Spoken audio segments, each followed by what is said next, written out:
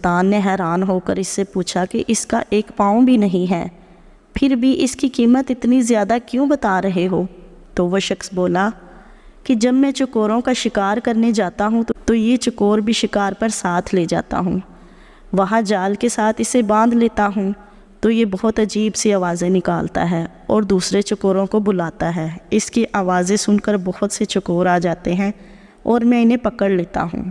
سلطان محمود نے اس چکور کی قیمت ادا کی اور اس چکور کو ذبح کر دیا۔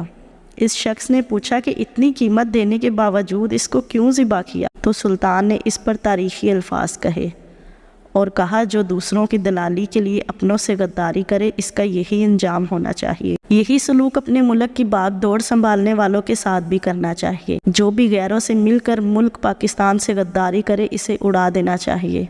2-4 اپنے انجام کو پہنچ گئے تو پچھلوں کو بھی عبرت حاصل ہو جائے گی۔